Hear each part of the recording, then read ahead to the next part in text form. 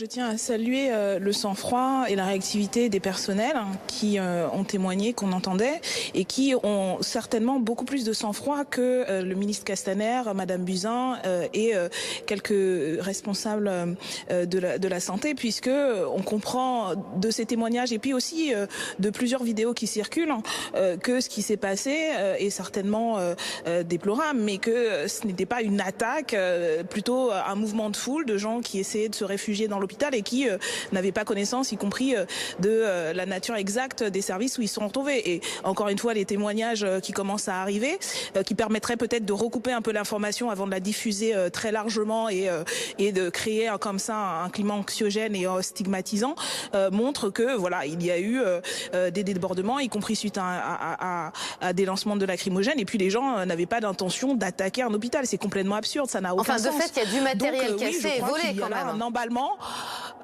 Oui, mais non, mais attendez.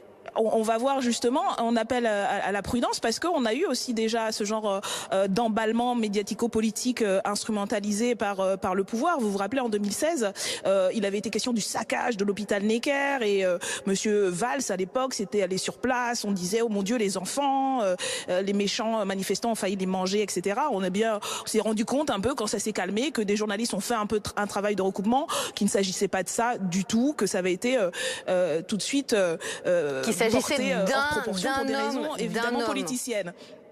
Une personne qui avait attaqué la ville, ce qui est bien sûr absolument inacceptable, mais c'était pas un saccage et il n'y avait pas des manifestants qui auraient tenté de porter atteinte aux enfants. Donc, s'il vous plaît, calmez-vous un peu, aussi bien les irresponsables politiques qui essaient d'utiliser ça pour encore une fois entacher les mobilisations. On a parlé des gilets jaunes comme des homophobes, des antisémites, des violents, et puis voilà maintenant des gens qui s'attaqueraient à des malades dans un hôpital. Franchement, ce n'est absolument pas sérieux.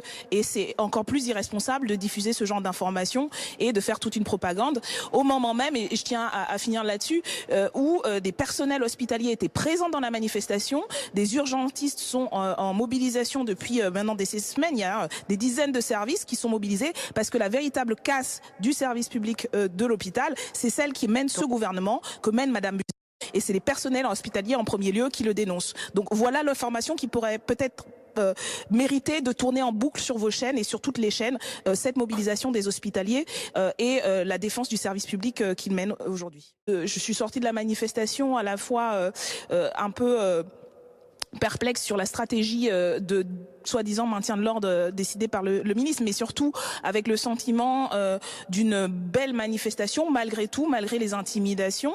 Il y a eu plus de 250 mobilisations, des cortèges multiples de syndicalistes, de salariés, mais aussi d'écologistes, de gilets jaunes, dans une ambiance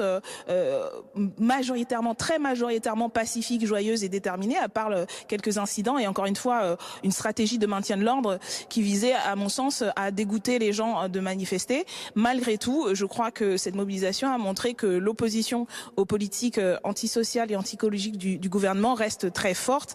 Les citoyens et citoyennes restent déterminés et continueront, je l'espère, à manifester très pacifiquement dans la joie, la bonne humeur et surtout la détermination, leur opposition et la nécessité d'une autre politique. C'est de cela qui me semble qu'il faudrait parler, et de la responsabilité du gouvernement dans les politiques contre lesquelles s'opposent les manifestants et manifestantes.